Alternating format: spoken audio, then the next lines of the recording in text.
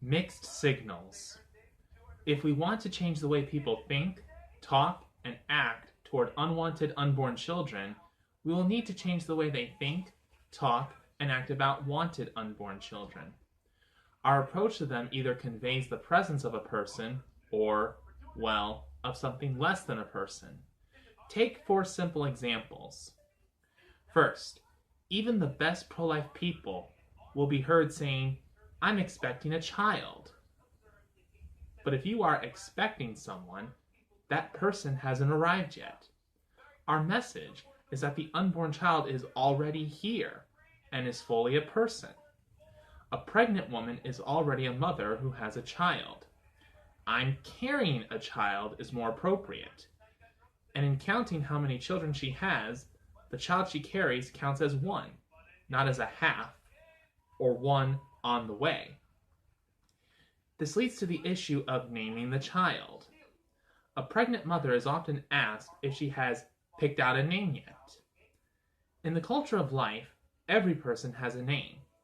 Delaying the practice of naming until birth only reinforces the idea that we don't have a person there until birth. A name should be chosen and used as soon as one discovers she is pregnant.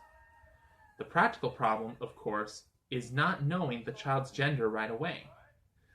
I recommend then choosing 2 names, but the key is the timing of the decision. In other words, the names are definitively chosen by the time pregnancy is discovered.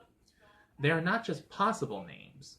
As soon as the gender is known, one of the 2 will stick.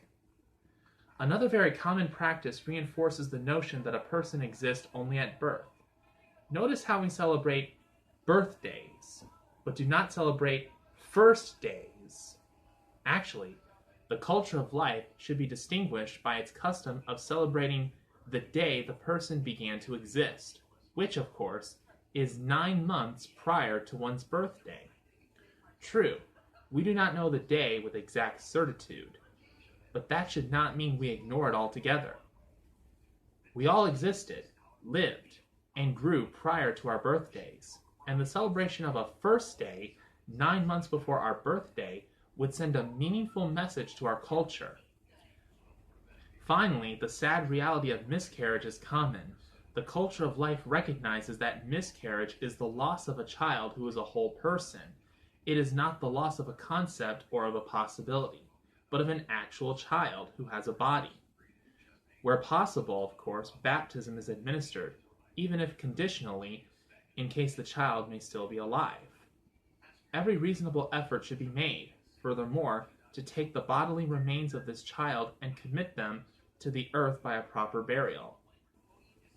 Here, we need the generous collaboration of cemeteries and churches so that this practice becomes more common.